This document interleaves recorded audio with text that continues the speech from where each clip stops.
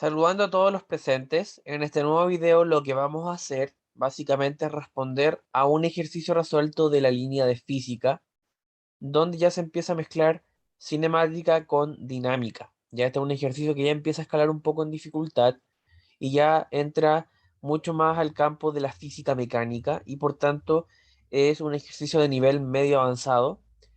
Por lo demás también, antes de comenzar a explicar este ejercicio, te pido encarecidamente que te suscribas a mi canal.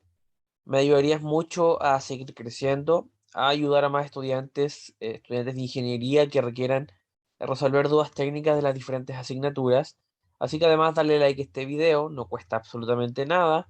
Y también activa la campanita para que te lleguen notificaciones cada vez que yo suba nuevo contenido. ¿Ya? Dice así. Una osada nadadora de 510 newton se lanza desde un risco con un impulso horizontal, como se muestra en la figura.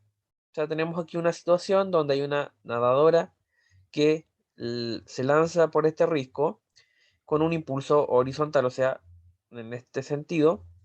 Dice que el risco tiene finalmente ciertas longitudes. Vamos a ver, dice, ¿qué rapidez mínima debe tener al saltar de lo alto del risco para no chocar con la saliente de la base, que tiene una anchura de 1,75 metros y está 9 metros debajo del borde superior del risco?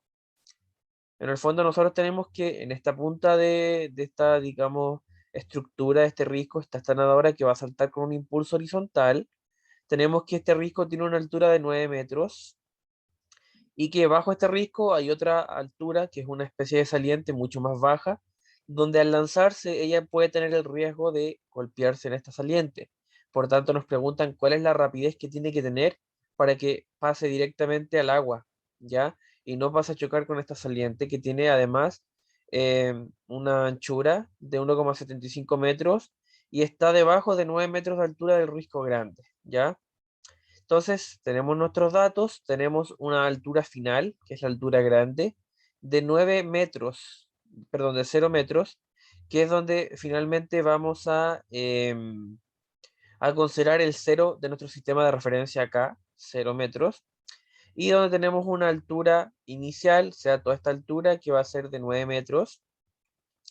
Tenemos que más que cuando esta osada nadadora en el fondo va a lanzarse, va a estar por acción de la fuerza de gravedad.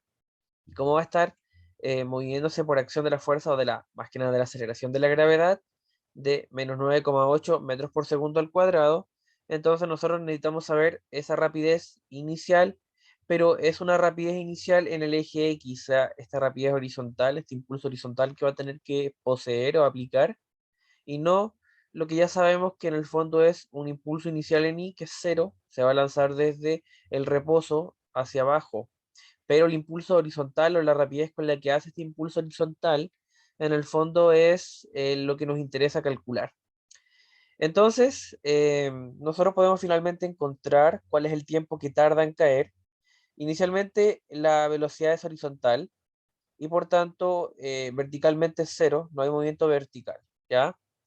¿Tenemos alguna ecuación física que nos relacione el tiempo con la altura inicial, con la altura final, con la gravedad y con la velocidad inicial en I? Efectivamente, es posición o coordenada I final igual a coordenada inicial de I más la velocidad inicial de I por el tiempo menos la gravedad por el tiempo al cuadrado.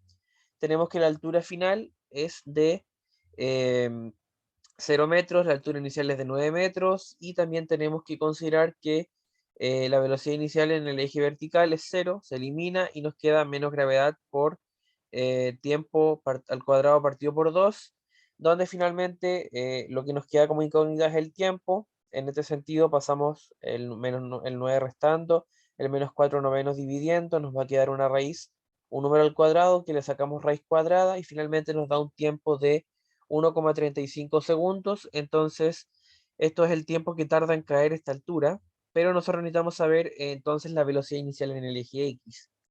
Y nosotros sabemos por cinemática básica que desde el punto de vista de la posición relaciona a la velocidad inicial en X por el tiempo. Esto es cinemática básica, esta ecuación. Nosotros finalmente, ¿qué es lo que tenemos? Tenemos la posición, que finalmente esta distancia es de 1,75 metros, y lo dividimos entonces porque despejamos el tiempo, perdón, despejamos la velocidad, lo dividimos entre el tiempo que ya calculamos, y nos da una rapidez entonces, o una velocidad inicial en el eje X de 1,29 metros por segundo, donde finalmente respondemos a la pregunta que se nos estaba haciendo en un comienzo, que es con qué, por así decirlo, rapidez mínima en el eje X tiene que saltar para no golpearse con esta saliente. Entonces, finalmente esta es la respuesta.